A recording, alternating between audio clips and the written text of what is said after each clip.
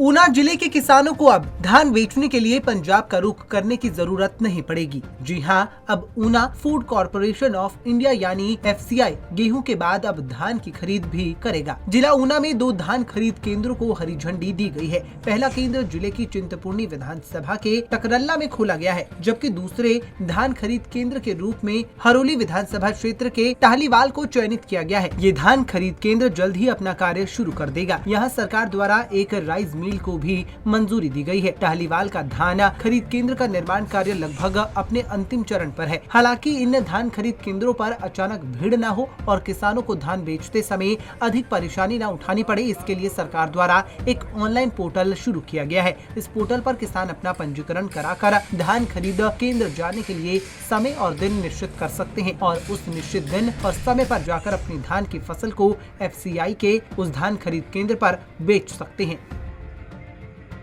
गेहूं की यहाँ खरीद FCI द्वारा की गई, तो अभी जैसे गेहूं की खरीद हो रही थी उसी समय हमने योजना बनाई कि इस बार के हिमाचल के किसान का, ऊना हरोली के किसान को धान को लेकर पंजाब या दूसरे राज्यों में ना जाना पड़े या मजबूरी में सस्ते पे उसको अपना धान बाहर ना बेचना पड़े।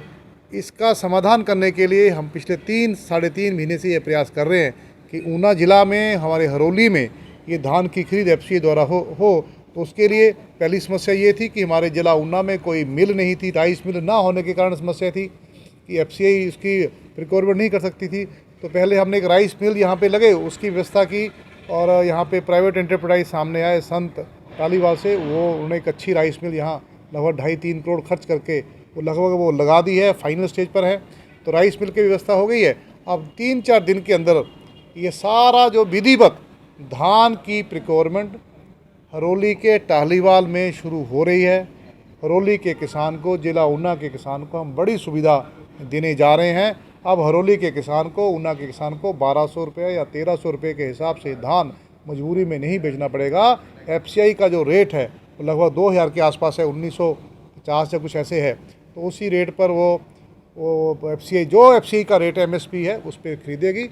3-4 दिन में ये सारे विधिवत से शुरू हो जाएगा। हाँ, अभी भी किसी किसान ने अगर अपनी कटाई कर ली है, अब उसके पास जगह नहीं रखने की, तो यहाँ जो हमारा शेलर है, जहाँ पे साथ में हमने प्रिक्योरमेंट सेंटर प्रपोज किया है, वहाँ हमारे पास पूरा काफ़ी स्पेस है, वहाँ शेड भी है, वहाँ वो रख सकते हैं।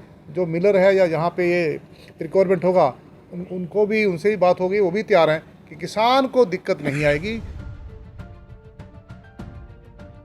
गौरतलब है कि इससे पहले हिमाचल के अधिकतर किसानों को अपनी धान की खरीद बेचने के लिए पंजाब जाने पर मजबूर होना पड़ता था, जहां किसानों को मजबूरी में कम दाम पर भी अपनी फसल बेचनी पड़ती थी। लेकिन अब सरकार ने FCI के इन धान खरीद केंद्रों पर धान का MSP 1940 रुपए तय किया है और इस MSP पर किसान अपनी धान की फसल बेच सकते हैं। आपको बता दें कि हाल ही में कुछ ऐसे भी मामले सामने आए थे जिसमें पंजाब में अपनी धान की फसल को बेचने जाने पर हिमाचल के किसानों पर पंजाब के सरकारी विभागों द्वारा मामले भी दर्ज किए गए थे। लेकिन अब हिमाचल में FCI के धान खरीद केंद्रों के खुलने से जहां किसानों को अपनी फसल बेचने में सहूलियत होगी, वहीं उन्हें अपनी फसल का उचित दाम भी मिल सकेगा। पंजाब केसरी टीवी के लिए ऊना से संदीप खड़वाल की रिपोर्ट।